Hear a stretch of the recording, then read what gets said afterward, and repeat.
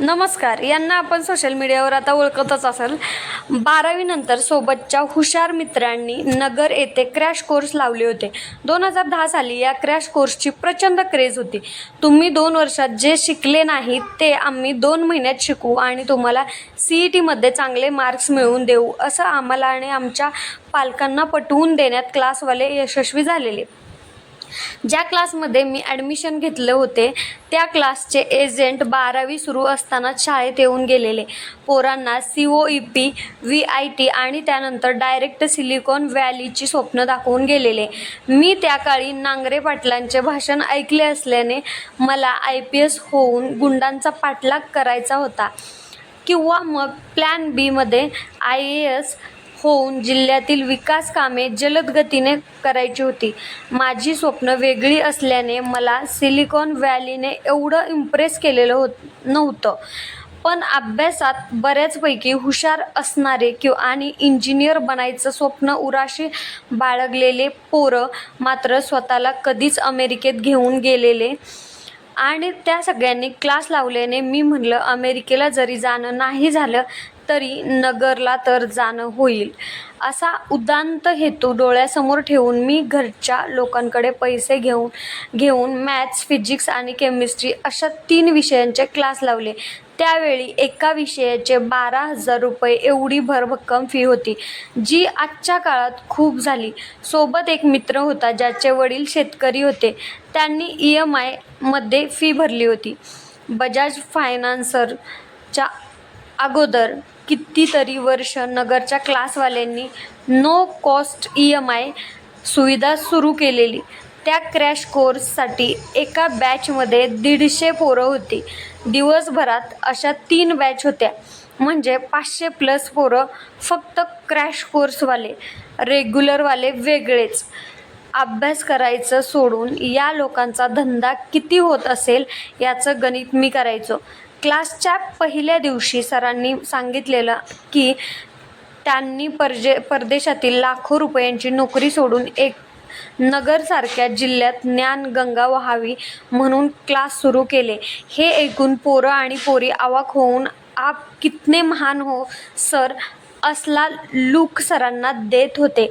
मी मात्र स्थितप्रज्ञ होतो, कारण सरांकडे पैशाने वाहणाऱ्या गंगेचा मी चांगला अभ्यास केलेला.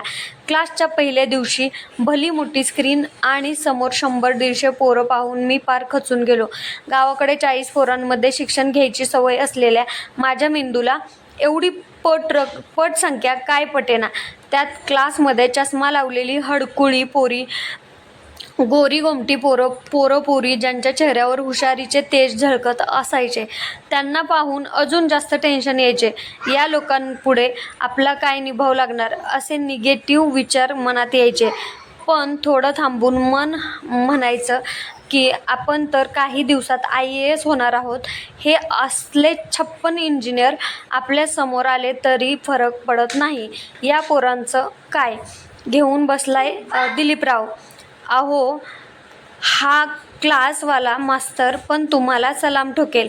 हे असले विचार मनात घोळू लागले की मी क्लासमध्ये आपोआप रिलॅक्स होऊन जाई. बाकीचे पोरं कपाळावर आठ्या आणून स्क्रीनकडे एकाग्र होऊन पाहत असायचे, तेव्हा मी मनात माझ्या गळ्यात हार आणि गुलाल उधळण्याचे व्हिडिओ पाहत असे. क्लासमध्ये एक गोरी-गोमटी पोरगी होती, तिला पण मी अधूनमधून पाहत असे. 200 पैकी 199.99 मार्क्स मिळवून हिला पटवूया का असले बालिश विचार पण यायचे. म्हणजे एकंदरीत सिरियसनेस नावाचा प्रकार अजिबात नव्हता. 2 महिने कसेबसे क्लास संपले. CETचा पेपर होता. त्या दिवशी अशी चेकिंग केली की तशी चेकिंग एअरपोर्टवर सुद्धा करत नाहीत. CETचा निकाल चेक करायची गरज नव्हती, कारण निकाल अगोदरच माहीत होता. मार्क्स कमी पडल्याचे दुःख नव्हते, पण घरच्या लोकांचे 40-50 हजार वाया गेले याचं वाईट वाटायचे. पण पुन्हा IAS झालं की पहिला पगार घरी देऊ असं सांगून मनाची समजूत काढली जाईल.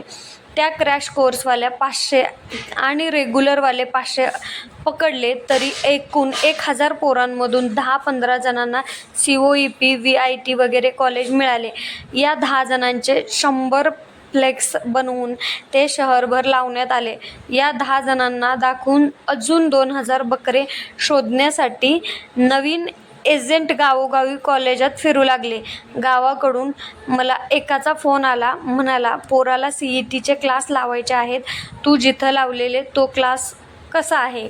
जिल्ह्यात, तालुक्यात या क्लासवाल्यांचा सुळसुळाट झाला आहे.